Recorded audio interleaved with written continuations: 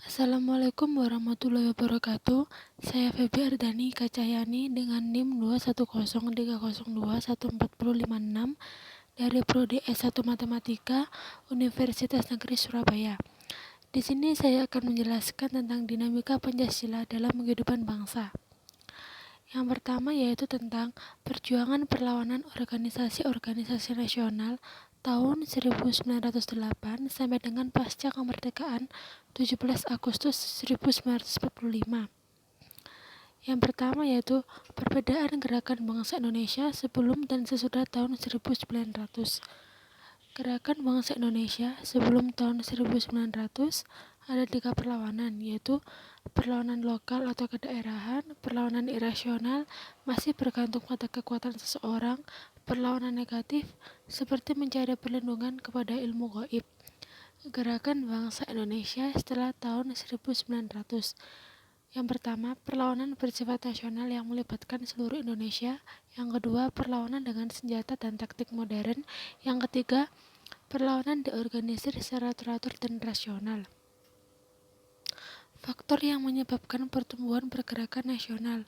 Yang pertama, penderitaan terhadap penjajahan. Yang kedua, pembangunan komunikasi antar pulau. Yang ketiga, pembatasan penggunaan bahasa Belanda dan penggunaan bahasa Melayu dipopulerkan. Yang keempat, Undang-Undang Desentralisasi tahun 1903 atau pembentukan kota praja. Yang kelima, kemenangan Jepang atas Rusia tahun 1905 mengembalikan kepercayaan bangsa Indonesia akan kemampuan diri sendiri. Yang keenam, inspirasi dari Kerajaan Majapahit dan Sriwijaya. Berdirinya organisasi pergerakan nasional. Pergerakan nasional menentang penjajahan berhasil membangun Republik Indonesia sebagai suatu negara yang merdeka dan berdaulat. Adapun gerakan nasional sebagai wujud dari nasionalisme adalah berdirinya organisasi yang bersifat nasional, antara lain yang pertama, Budi Utomo, didirikan oleh mahasiswa Stovia yaitu Sutomo, Gunawan, Suraji, dan sebagainya pada tanggal 20 Mei 1908. Berdirinya Budi Utomo menandai perkembangan baru dalam sejarah bangsa Indonesia dan tanggal berdirinya selalu diperingati bangsa Indonesia sebagai Hari Kebangkitan Nasional. Yang kedua, Syarikat Dagang Islam tahun 1911 sampai 1912. Revolusi Cina mendirikan ikatan-ikatan yang eksklusif, ikatan yang sangat mementingkan diri sendiri dan bercorak realistis. Kedudukan mereka di bidang ekonomi sangat kuat. Pedagang batik merasa terdesak, oleh karena itu mereka mendirikan Syarikat Dagang Islam di Surakarta di bawah pimpinan Haji Saman Hudi. Yang ketiga yaitu Syarikat Islam. Pada hakikatnya, Syarikat Islam merupakan kelanjutan dari Syarikat Dagang Islam. Dasar organisasinya adalah persatuan bangsa dan Islam sebagai tali atau simbol persatuan. Sedangkan tujuannya adalah kemajuan perdagangan, menggalang persatuan di antara umat Islam. Yang keempat yaitu Muhammadiyah. Organisasi ini didirikan tanggal 18 November 1912 di Yogyakarta oleh Kiai Haji Ahmad Dahlan. Tujuan organisasi ini adalah pemurnian agama Islam dari unsur-unsur non-Islam, aliran Wahabi atau Arab, dan Muhammad Abduh atau Mesir. Tujuan dari pergerakan ini adalah menyesuaikan diri dengan kemajuan zaman, sehingga orang Islam juga paham tentang pengetahuan modern, memerdekakan diri dari tradisi Jawa yang dianggap menyimpang dengan ajaran Islam. Yang kelima, Indische-Partij. Indische-Partij merupakan politik murni, didirikan pada 6 September 1912. Pendirinya adalah 3 serangga yaitu Dewes Dekker, Dr. Cipto Mangunkusumo, dan R.M. Suwardi Suryaningrat atau Ki Hajar Dewantara. Tujuan dari organisasi ini adalah mempersatukan seluruh bangsa India termasuk Indo-Eropa atau jangka pendek dan mencapai India merdeka atau jangka panjang.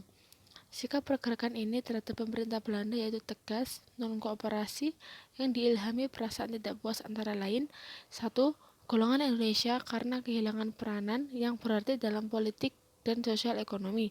2. Golongan Indo-Eropa karena merasa dianaktirikan oleh masyarakat dan pemerintah Belanda dan merasa terjepit dalam pergaulan sosial, kehidupan politik dan ekonomi, atau merasa diperlakukan lebih rendah daripada orang Belanda. Yang keenam, ISDV atau Indonesia Social Democratic Vereniging tahun 1914. Pada tahun 1913, seorang sosialis Belanda yang bernama Hendrik Snijder datang ke Semarang dan pada tahun berikutnya mendirikan ISDV yang merupakan perkumpulan Marxistis. Semarang memang menguntungkan, sebabnya: 1. Terdapat banyak buruh, unsur utama Marxisme. 2. Adanya organisasi yang telah berkembang, yaitu Syarikat Islam, yang sesuai dengan taktik ISDV mencari pendukung, yaitu infiltrasi ke tubuh Syarikat Islam, dan dengan demikian dapat merebut massa pendukungnya.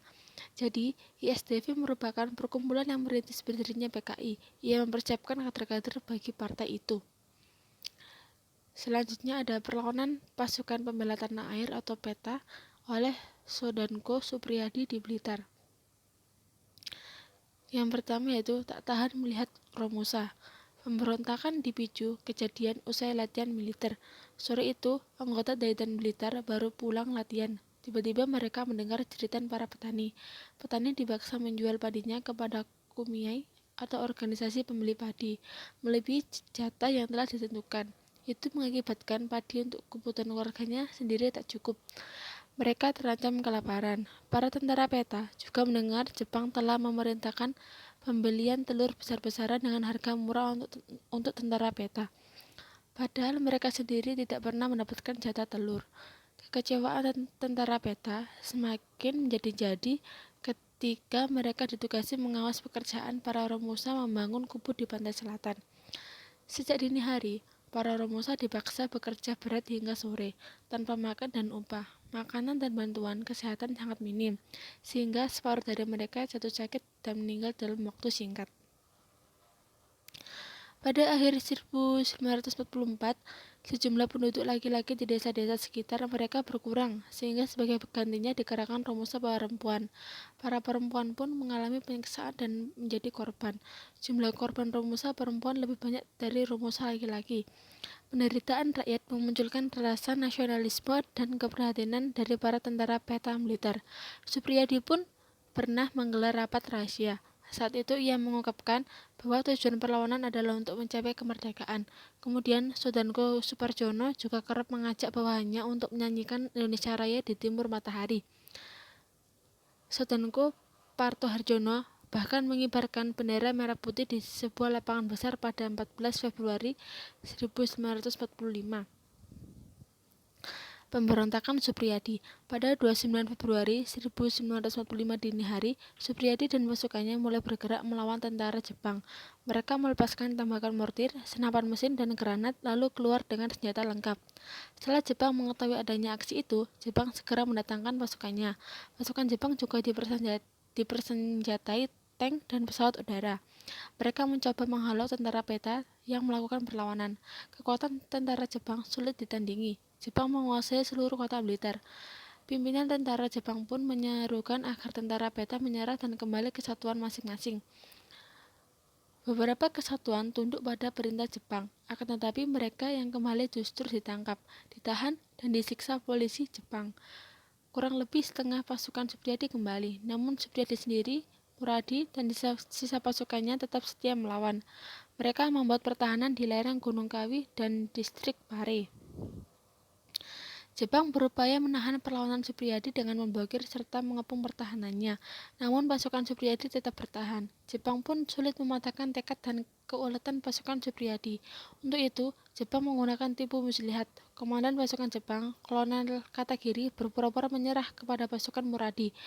Kolonel Katagiri kemudian bertukar pikiran dengan anggota pasukan PETA dengan halus. Kolonel Katagiri berhasil mengadakan persetujuan dengan mereka. Para pemuda PETA yang melancarkan serangan pun bersedia kembali ke Daidan dan menyerahkan senjata. Katagiri menjanjikan pemberontakan yang telah terjadi hanyalah masalah intern dan tidak perlu dibawa ke pengadilan militer. Selanjutnya yaitu dijebak.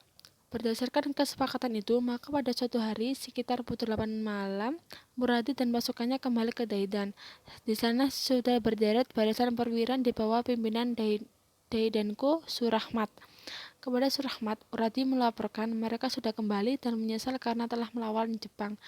Karena sudah malam, Muradi tak melihat bahwa pasukan Jepang sudah mengepung mereka. Senjata mereka pun dilucuti dan langsung ditahan. Muradi dan anak-anak buahnya diangkut ke markas Partai Militer. Sementara Supriyadi yang masih bertahan akhirnya berhasil ditangkap oleh Jepang. Mereka semua sebanyak 68 orang diadili di depan Mahkamah Militer Jepang di Jakarta. Ada yang dihukum seumur hidup dan ada juga yang dihukum mati. Mereka yang dipidana mati yakni Dr. Ismail, Muradi Suparyono, Halirman Kudijoyo, Sunanto, dan Sudarmo. Sementara Supriyadi sendiri tidak jelas nasibnya dan tidak disebut dalam persidangan.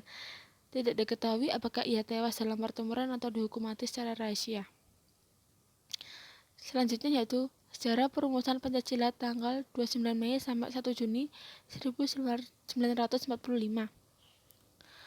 Pancasila menjadi dasar negara Indonesia. Setiap tahunnya terdapat 2 peringatan Pancasila di Indonesia.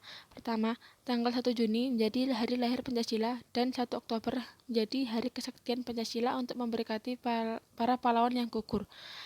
Pancasila adalah 5 dasar yang dijadikan perjanjian luhur dan disepakati oleh pendiri bangsa Indonesia. Secara etimologis, Pancasila berasal dari bahasa Sanskerta, panca artinya 5, dan sila berarti batu sendi atau alas dasar. Di balik terciptanya Pancasila yang digunakan hingga saat ini, terdapat 3 tokoh penting yang berperan dalam perumusan Pancasila. Berikut 3 tokoh besar yang turut merumuskan Pancasila. Yang pertama, Muhammad Yamin pada tanggal 29 Mei 1945. Ada 5 sila yang dirumuskan oleh Muhammad Yamin. Yang pertama, peri kebangsaan. Yang kedua, peri kemanusiaan. Yang ketiga, peri ketuhanan. Yang keempat, peri kerakyatan. Yang kelima, kesejahteraan rakyat. Yang kedua, Supomo pada tanggal 31 Mei 1945. Yang pertama, persatuan. 2, kekeluargaan. 3, keseimbangan lahir dan batin. 4, musyawarah. 5, keadilan rakyat. Yang ketiga, Soekarno pada 1 Juni 1945. Yang pertama ada kebangsaan Indonesia, yang kedua internasionalisme dan peri kemanusiaan, yang ketiga mufakat atau demokrasi, yang kelima kesejahteraan sosial, yang kelima ketuhanan yang Maha Esa. Selain itu, Soekarno juga mengusulkan 3 dasar negara yang diberi nama Ekasila, Trisila, dan Pancasila, di mana akhirnya dasar-dasar negara yang dipilih adalah Pancasila. Setelah rumusan Pancasila diterima sebagai dasar negara secara resmi, kemudian diterbitkan beberapa dokumen penetapannya yaitu rumusan pertama, Piagam Jakarta atau Jakarta Charter tanggal 22 Juni 1945. Rumusan kedua, Pembukaan Undang-Undang Dasar tanggal 18 Agustus 1945. Rumusan ketiga, Mukadimah Konstitusi Republik Indonesia Serikat tanggal 27 Desember 1949. Rumusan keempat, Mukadimah Undang-Undang Dasar Sementara tanggal 15 Agustus 1950. Rumusan kelima, rumusan kedua yang dijiwai oleh rumusan pertama atau merujuk Dekret Presiden 5 Juli 1959. Rumusan dasar negara Pancasila yang sah. Rumusan yang sah berdasarkan sistematis dan benar terdapat pada UUD 1945 dan disahkan oleh PPKI pada 18 Agustus 1945. Rumusan dasar negara dalam pembukaan UUD 1945 terletak pada alinea keempat. Presiden Republik Indonesia mengeluarkan Instruksi Nomor 12 Tahun 1968 pada 13 April 1968. Dalam instruksi tersebut ditegaskan bahwa tata urutan dan rumusan Pancasila yang sah sebagai berikut. Yang pertama, ketuhanan yang Maha Esa. Yang kedua, kemanusiaan yang adil dan beradab. Yang ketiga, persatuan Indonesia. Yang keempat, kerakyatan yang dipimpin oleh hikmat kebijaksanaan pemusyawaratan perwakilan. Yang kelima, keadilan sosial bagi seluruh rakyat Indonesia. Analisis pokok-pokok pidato Insinyur Soekarno di dalam sidang BPUPKI tanggal 1 Juni 1945. Pancasila yang jadi dasar negara Indonesia hingga kini merupakan buah pemikiran Soekarno pada 1945. Menjelang kemerdekaan, Soekarno yang bergabung dalam Badan Penyelidik Usaha-Usaha Bersama Kemerdekaan Indonesia atau BPUPKI menyampaikan pidato dasar tentang negara. Setelah Muhammad Yamin, Supomo, dan perdebatan sengit soal dasar negara, Soekarno menyampaikan pemikirannya pada 1 Juni 1945. Soekarno menolak keinginan golongan Islam yang menjadikan Indonesia negara Islam yang berdasar pada syariat Islam. Saya pun orang Islam, Tapi saya meminta maaf kepada saudara-saudara, janganlah saudara-saudara salah paham jikalau saya katakan bahwa dasar pertama buat Indonesia adalah dasar kebangsaan, kata Soekarno dalam pidatonya. Soekarno pun mengajukan rumusan dasar negara yang 5 pokoknya berbunyi sebagai berikut. Yang pertama, kebangsaan Indonesia. Yang kedua, internasionalisme atau berkemanusiaan. Yang ketiga, mufakat atau demokrasi. Yang keempat, kesejahteraan sosial. Yang kelima, ketuhanan yang Maha Esa. Yang selanjutnya, Soekarno menamai prinsip-prinsip ini sebagai Pancasila. Nama ini diajukannya setelah berkonsultasi dengan temannya yang ahli bahasa. Pancasila dari bahasa Sanskrit atau Sanskerta, panca yang berarti 5, dan sila yang berarti asas atau dasar. Pancasila Soekarno menjadi rumusan dasar negara yang paling diterima seluruh anggota sidang BPUPKI. Rumusan ini yang dipakai sebagai acuan dasar negara. Oleh karena itu, dibentuklah panitia kecil untuk merumuskan kembali pokok-pokok pidato Soekarno beserta Pancasila. Setelah panitia kecil menghadap kebuntuan, dibentuk kembali panitia ke-9 yang merumuskan teks proklamasi dan dasar negara yang dikemukakan Soekarno. Selanjutnya ada lintasan sejarah perjuangan dibentuknya BPUPKI dan PPKI. BPUPKI. Kebijakan pemerintah Jepang membentuk BPUPKI tersebut tentunya bukan tanpa alasan. Jepang ingin mempertahankan sisa-sisa kekuatannya dengan memikat hati rakyat Indonesia serta melaksanakan politik di tanah jajahannya. BPUPKI dibentuk dengan tujuan untuk mempelajari dan menyelidiki hal-hal penting yang berhubungan dengan pembentukan negara Indonesia merdeka. Ketua BPUPKI pada waktu itu adalah KRT Rajimanowarjo Diningrat. Ketua Muda pertama dijabat oleh Iji Bangasa Yosio, sedangkan Ketua Muda kedua dijabat oleh RP Suroso. Kepala Sekretariat dijabat oleh Toyohito Masuda dan Abdul Ghaffar Pringgodikdo. BPUPKI telah melaksanakan 2 kali sidang, yaitu sidang pertama pada tanggal 29 Mei sampai 1 Juni 1945. BPUPKI mengadakan 2 kali sidang sebelum kemudian dibubarkan dan diganti PKI. Sidang pertama diadakan pada 29 Mei 1945 hingga 1 Juni 1945 di gedung Chosang-in, Jalan Pejambon 6, Jakarta. Sidang ini dikenal dengan rapat mencari dasar negara Indonesia. Upacara pembukaan tersebut dihadiri oleh Jenderal Itagaki atau Panglima Tentara Wilayah ke-7 yang bermarkas di Singapura, yang membawahi tentara ke-25 dan tentara ke-16, dan Letnan Jenderal Nagano atau Panglima Tentara ke-16 yang baru. Acara tersebut juga diisi dengan pengibaran bendera Hinomaru oleh MRAG Pringgodikdo, yang kemudian disusul dengan pengibaran bendera merah putih oleh Toyohito Masuda. Rangkaian sidang pertama ini dimulai dengan membahas dan merumuskan Undang-Undang Dasar dan persoalan mendasar tentang negara Indonesia merdeka. Selama 4 hari sidang, tercatat 46 pembicara sesuai dengan pengumuman Zumokyoku BPUPKI, tetapi yang tercatat oleh Harian Asia Raya Jakarta dan Sinar Baru Semarang hanya 30 orang pembicara. Dari berbagai pembicara selama sidang pertama, terdapat 3 pembicara menjawab pertanyaan tentang dasar negara, yakni pidato dari Muhammad Yamin, Supomo, dan Soekarno. Pada 29 Mei 1945, Muhammad Yamin mengemukakan 5 asas dasar negara kebangsaan Republik Indonesia yang terdiri dari pri kebangsaan, pri kemanusiaan, pri ketuhanan, pri kerakyatan, dan kesejahteraan rakyat. Pada 31 Mei 1945, Supomo mengajukan dasar-dasar untuk Indonesia merdeka adalah persatuan, kekeluargaan, keseimbangan lahir batin, musyawarah, dan keadilan rakyat. Pada 1 Juni 1945, Insinyur Soekarno mengusulkan tentang dasar negara dengan nama Pancasila, Trisila, dan Ekasila. Rumusan dasar bagi negara Indonesia merdeka menurut Soekarno adalah kebangsaan Indonesia, internasionalisme atau berkemanusiaan, mufakat dan demokrasi, kesejahteraan sosial, dan ketuhanan yang Maha Esa. Pidato Soekarno ini kemudian dikenal dengan lahirnya Pancasila. Pada hari yang sama juga dibentuk Panitia 8 di bawah pimpinan Soekarno. Panitia ini beranggotakan Muhammad Hatta, Sutarjo Kartohadikusumo, Wahid Hasyim, Ki Bagus Hadikusumo, Oto Iskandar Dinata, Muhammad Yamin, dan Maramis. Tugas Panitia 8 ini adalah menampung dan mengidentifikasi rumusan dasar negara pada sidang BPUPKI. Selanjutnya, sidang kedua pada tanggal 10 sampai 16 Juli 1945. Pada 10 Juli 1945 dimulai putaran sidang BPUPKI kedua. Sidang hari pertama ini dimulai pukul 10 sampai 18 WIB dengan istirahat pada pukul 13.30 sampai 15.30 WIB.